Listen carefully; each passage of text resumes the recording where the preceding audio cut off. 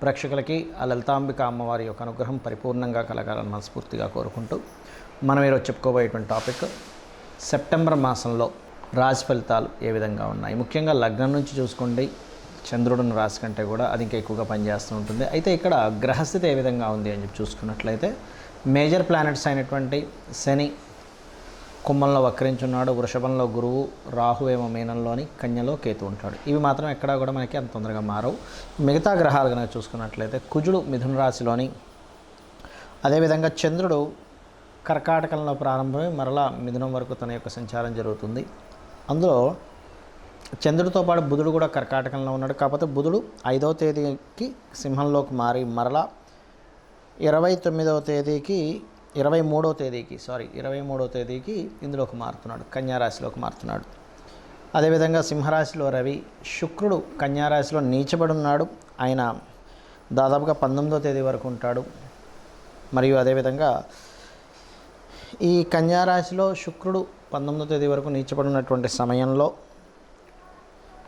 పర్టికులర్గా ఏంటంటే నీచ స్థానంలో ఉండేటువంటి రిజల్ట్స్ కూడా నేను మీకు ప్రత్యేకంగా చెప్తాను. అందరూ అంటే జాతచక్రం ఉన్న వాళ్ళు లేని వాళ్ళు కూడా ఏం పాటించాలనేటువంటిది. సో అందుకని మీరు వీడియో ఎండింగ్ వరకు చూడండి. వృషభ లగ్నం వారు ముఖ్యంగా ఈ నెలలో 19వ తేదీ వరకు తీసుకోవాల్సిన ముఖ్యమైన జాగ్రత్త అంటే ఈ నెల మొత్తంలో ముఖ్యంగా 19వ తేదీ వరకు పంచమ స్థానము అంటే ఆలోచనా స్థానంలో శుక్రుడు కేతువు కలిసి ఉంటున్నారు. సో శుక్రకేతువుల యొక్క కలయిక ఆలోచనా స్థానంలో ఉన్నప్పుడు ఏమవుతుంది అంటే రాంగ్ డెసిషన్స్ తీసుకుంటారు. కాబట్టి డెసిషన్స్ తీసుకునేటప్పుడు 19th వరకు తొందరపాటు పడి డెసిషన్స్ తీసుకోకండి. రెండవది ఏమిటి, ఎఫ్ఐఆర్ ఎవరితోనైనా ప్రేమ వ్యవహారాలు ఇటువంటి విషయాల్లో. మూడవది ప్రత్యేకంగా మీరు గర్భవతులైనట్లయితే ఈ శుక్ర సంబంధించినటువంటి గ్రహస్థితి పంచమంలో నీచబడి కేతుతో ఉన్నందుకు గర్భవతులు కాస్త జాగ్రత్తగా ఉండండి. షేర్ మార్కెట్ నిర్ణయాలు, గర్భవతులు మరియు రాజకీయ నాయకులు రాజకీయ సంబంధించిన విషయంలో రాంగ్ డెసిషన్స్ తీసుకునే ఛాన్సెస్ ఉంది. మరియు ఎవరితోనైనా స్నేహితులతో బికాజ్ ఆఫ్ లగ్నాధిపతి పంచమంలో పడి నీచబడ్డాడు కాబట్టి స్నేహాల విషయంలో కూడా కొంత జాగ్రత్తగా ఉండాలి. స్నేహితులతో బయటికి వెళ్ళడం కానివ్వండి, వాహనాల మీద వెళ్ళడం కానివ్వండి, ఇటువంటి విషయంలో. అయితే వాహనాలకు సంబంధించినటువంటి వృషభం గడి మిథునం వారికి ఎక్కువ ప్రభావం చూపిస్తుంది. సో ఈ యొక్క విషయాల్లో ఈ జాగ్రత్త తీసుకోండి. ఇక ఫినాన్షియల్గా ఎట్లా ఉంటుంది ఏమిటి అని చెప్పి చూసుకున్నట్లయితే ఫైనాన్షియల్గా భూములు, మెడికల్ రిలేటెడ్ సంబంధించిన ఎనీథింగ్ డిజిటల్ మార్కెటింగ్ చేసేటువంటి వారికి వీళ్ళందరికీ కూడా చాలా బాగుంటుంది. అందులో ఎటువంటి సందేహం లేదు. బికాజ్ ఆఫ్ మీ బుధుడు 5వ తేదీ నుంచి సింహరాశిలోకి మారుతూ 23వ తేదీ నుంచి పంచమంలోకి వెళ్తాడు బుధుడు. సో 23వ తేదీ తర్వాత మీరు తీసుకునే నిర్ణయాలు కావచ్చు, ప్లానింగ్స్ కావచ్చు, అన్ని విధాలా బాగుంటుంది. అందులో ఎటువంటి సందేహం లేదు.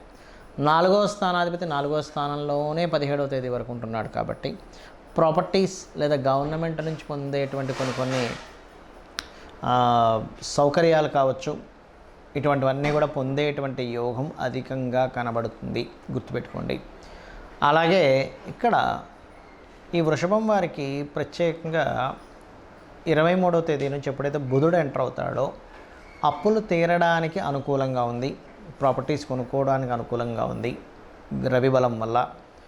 మరియు మరొక విషయం ఏంటంటే ఇక్కడ గమనించుకున్నట్లయితే వివాహ సంబంధించినటువంటి విషయంలో రెండో వివాహం కోసం ప్రయత్నం చేసేటువంటి వారికి కూడా అనుకూలమైనటువంటి వాతావరణం కనబడుతుంది. అందులో ఎటువంటి సందేహం లేదు. కాకపోతే ఉన్న ప్రాంతం నుంచి కాకుండా ఇతర ప్రాంతాల్లో ఉద్యోగ ప్రయత్నాలు కనుక చేసినట్లయితే 100% మీకు సక్సెస్ అవుతుంది. మరియు గురువు ఎప్పుడైతే లగ్నంలోకి వచ్చున్నాడో కాస్త teaching field, bankings, anything accounting related సంబంధించినటువంటి విషయాలు ఏవైతే ఉంటాయో అవి మీకు బాగా కలిసి వస్తాయి చెప్పాలంటే. ఇక మరొక విషయం ఏంటంటే ఇక్కడ గమనించుకున్నట్లయితే ఈ పంచమ స్థానంలో శుక్రకేతువులు ఉన్నందుకు ఇవాళ రేపు మనకు సోషల్ మీడియాస్లో రకరకాల ఫ్రెండ్షిప్స్ ఇట్లాంటివి ఉంటాయి. ఇటువంటి విషయాల్లో చాలా జాగ్రత్తగా ఉండండి. 23వ తేదీ తర్వాత నుంచి మీరు చేసే ప్లానింగ్స్ చక్కగా కలిసి వస్తాయి, అందులో ఎటువంటి సందేహం లేదు. కాకపోతే పంచమంలో కేతు ఉన్నందుకు కొన్ని విచిత్రమైనటువంటి కొన్ని ప్రయోగాలు చేయడం వల్ల కూడా 23వ తేదీ తర్వాత నుంచి మీకు సక్సెస్ అనేటువంటిది వస్తుంది. ఇక మీరు చేయవలసిన దేవతారాధన ముఖ్యంగా శుక్రకేతు గ్రహాల దగ్గర దీపారాధన చేయండి. విష్ణు సహస్రనామాలు ఎక్కువగా చదువుతూ ఉండండి. గోవుకి తీపి చపాతీలు, గ్రాసం తినిపించండి, అన్ని విధాలా బాగుంటుంది. శుక్రుడు, కేతువు ఈ 2 గ్రహాలు కూడా మనకి ఈ 19వ తేదీ వరకు దాదాపుగా ఈ యొక్క కన్యారాశిలో నీచబడి ఉంటున్నందుకు ప్రపంచవ్యాప్తంగా కానీ దేశవ్యాప్తంగా కానీ జరిగేటువంటి పరిస్థితులు ఏమిటి అంటే కొన్ని దేశాలకు సంబంధించినటువంటి విషయంలో మనం అంటే 1వ తేదీ ముందు నుంచి దాదాపుగా ఆగస్టు నుంచే స్టార్ట్ అవుతుంటుంది. ఆర్థిక మాన్యం, ఎందుకంటే శుక్రుడు నీచ స్థానంలోకి వెళ్తున్నాడు కాబట్టి ఆర్థికంగా కొంతవరకు డౌన్ఫాల్ అనుకోండి, ఆర్థికపరమైనటువంటి చిక్కుల్లో ఇరుక్కోవడం అనుకోండి, ఇటువంటివి జరుగుతాయి దేశపరంగా చూసుకుంటే. ఇది శుక్రుడు కేతువుతో కలిసి కన్యారాశిలో ఉన్నందుకు. మరి శుక్రుడు సహజంగానే అప్పుల స్థానంలో ఉంటున్నాడు వెళ్ళి. అందుకని ఏంటి, మొత్తము కూడా అందరూ కూడా ఎవరికైనా మనం అప్పు ఇచ్చే విషయాల్లో లేదా తీసుకునేటువంటి అంశాలలో కొంత జాగ్రత్త వహించండి, గుర్తుపెట్టుకోండి. ఓకే. అదేవిధంగా స్త్రీలు ముఖ్యంగా బయటికి వెళ్ళేటప్పుడు మీరు గణపతిని తలుచుకోండి. ఒంటరిగా వెళ్ళవలసిన పరిస్థితులు కొన్ని వస్తుంటాయి. కొన్ని నిర్మానుషమైన ప్రదేశాల్లో తిరిగేటప్పుడు కానీ, బికాజ్ ఆఫ్ శుక్రుడు అనేటువంటిది ఏదైతే ఉందో స్త్రీ కారక గ్రహంగా, స్త్రీలని సూచించేటువంటి గ్రహంగా చెప్తూ ఉంటారు. కాబట్టి ఈ యొక్క అంశాలు చాలా జాగ్రత్తగా పాటించండి. అంటే ఒంటరిగా పంపించకండి అంత, అంటే కొన్ని ప్రదేశాలకు ఒంటరిగా పంపిస్తే ప్రమాదము అని అనుకునేటువంటి విషయాల్లో చాలా కేర్గా ఉండాలి అన్ని రాసుల వారు కూడా. బికాజ్ ఆఫ్ యూనివర్సల్గా కొన్ని ఇవి పనిచేస్తూ ఉంటాయి, అదొకటి. అదేవిధంగా అందరికీ కూడా ఈ మాసంలో 17వ తేదీ వరకు రవి ఓన్ హౌస్లో ఉంటున్నాడు కాబట్టి ఆరోగ్యానికి సంబంధించినవి ఎవరైతే పాటిస్తుంటారో, అందులో ముఖ్యంగా ఈ ఆగస్ట్ 16వ తేదీ నుంచి సెప్టెంబర్ 17వ తేదీ వరకు ఉన్నటువంటి కాంబినేషన్ ఏదైతే ఉందో, టైం అంతా కూడా మీరు ఆరోగ్యం గురించి పాటించేటువంటివి ఏవైతే నిర్ణయాలు తీసుకుంటారో అవి ఖచ్చితంగా మీకు ఇంప్లిమెంట్ అవ్వడం వల్ల మీ ఆరోగ్యం కుదుటపడుతుంది. అంటే అనారోగ్య సమస్యల నుంచి బయటపడము. యూనివర్సల్గా ఏదైనా ఒక ప్లానెట్ పలానా ప్లేస్లో ఉన్నప్పుడు యూనివర్సల్గా అందరికీ పనిచేస్తుంది కాంబినేషన్ అనేది, ఒక రాశి వారికి ఒక లగ్నం వారికి అని కాకుండా. ఈ శుక్రుడికి, నీచబడ్డ శుక్రుడికి గురువు యొక్క బలం కొంత ఉంది. దీనివల్ల ఏమిటంటే ఉపాసనలు చేసేవారికి మరియు ఏదైనా దీక్షలు తీసుకునేటువంటి వారికి కూడా కొంతవరకు ఇది సపోర్టివ్గా ఉంటుందని చెప్పుకోవచ్చు. మరి ఎంతసేపు మనం ఈ గోచార ఫలితాలైనా మన జన్మజాతక ఫలితాలు కూడా ఉంటాయి అంటే ఖచ్చితంగా మన జన్మజాతక ఫలితాలే చూసుకోవాలి. ఎందుకంటే మీరు ఏదైతే పూర్వజన్మలో చేసిన కర్మ ఏదైతే ఉందో, అది బ్యాడ్ కర్మ కావచ్చు, గుడ్ కర్మ కావచ్చు, తెలిసో తెలియకో చేసింది కావచ్చు, అది పర్టికులర్గా 12 భాగాలుగా విడిపోతుంది. మీ యొక్క లైఫ్లో మీ యొక్క స్థితిగతులు ఏమిటి అనేది మీ లగ్నం బట్టి తెలుస్తుంది. కష్టపడి బ్రతుకుతాడా లైఫ్ అంతా కూడా, లేనట్లయితే ఒక ఏజ్ వరకే ఎలా ఉంటుందా, దాని తర్వాత బాగుంటుందా, అది అన్ని విషయాల్లోని, నాట్ ఓన్లీ మీ పర్సనల్ విషయం అనే కాకుండా మీకు ధనం సంపాదించే విషయం కానివ్వండి, మీ కుటుంబ సభ్యుల విషయంలో కానివ్వండి, మీ యొక్క సిబ్లింగ్స్తో ఉండేటువంటి అంశాలు కానివ్వండి, మరియు అదేవిధంగా మీ యొక్క ఆస్తికి సంబంధించిన విషయాలు కానివ్వండి, అంటే ప్రాపర్టీ ఎప్పుడు కొనాలి.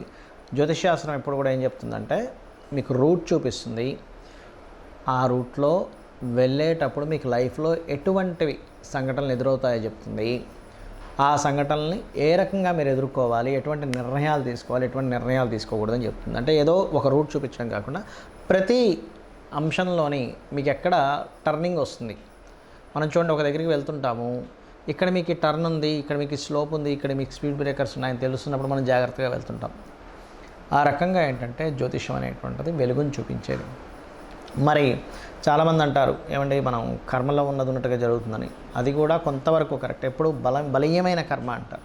అంటే ఇంక తప్పదు అన్నప్పుడు పర్టికులర్గా ఆ కర్మ తీర్చుకోవడానికి భూమి మీదకి వచ్చినప్పుడు దాని ప్రభావం ఉంటుంది. కానీ మిగతాదంతా కూడా ఆ యొక్క కర్మని తొలగించుకునేటువంటిది కూడా ఉంటుంది. తొలగించుకునేది లేకపోతే ఆ శ్రీకృష్ణ పరమాత్మ తన యొక్క కుమారుడైనటువంటి అతనికి చర్మవ్యాధి, శాపవశాత్తు చర్మవ్యాధి వచ్చినప్పుడు నువ్వు నీ కర్మను తగ్గించుకో అన్నప్పుడు అతను సూర్య నమస్కారాలో లేకపోతే సూర్యుడికి సంబంధించిన ఆలయాలు కట్టో 7 సంవత్సరాల పాటు దానికి సంబంధించిన చేసి ఎలా తగ్గించుకున్నాడు, నా కర్మ ఇంతే అని ఎందుకు వదిలేదు అనేటువంటిది మనం ఒకసారి ఆలోచించుకోవాలి. దశరథ మహారాజు కూడా సంతానం లేనప్పుడు మరి సంతానం లేదని అనుకున్నాడు, లేకపోతే పుత్రకామేష్టి యాగం చేసి సంతానాన్ని పొందాడా. ఇలా 1 కాదు 2 కాదు, మన పురాణాల్లో వాటిలో అన్నింటిలో కూడా చెప్తుంది ఏమిటంటే ఆ యొక్క సమయంలో ఆ కాలంలో యాగాలు హోమాలు చేశారు. ఈ యొక్క కలియుగంలో నామస్మరణ, కేవలం అమ్మవారి నామము లేకపోతే విష్ణునామము శివుని యొక్క నామము తలుచుకోవడం ద్వారా మన కర్మ తప్పకుండా దగ్ధమవుతుంది. వీటన్నిటికంటే గొప్పగా ఏంటంటే సూర్య నమస్కారాలు కూడా ఇంకా చక్కగా పనిచేస్తాయి. అందరికీ అన్నీ తెలియకపోవచ్చు కానీ రోజు సూర్య నమస్కారం చేసుకోండి.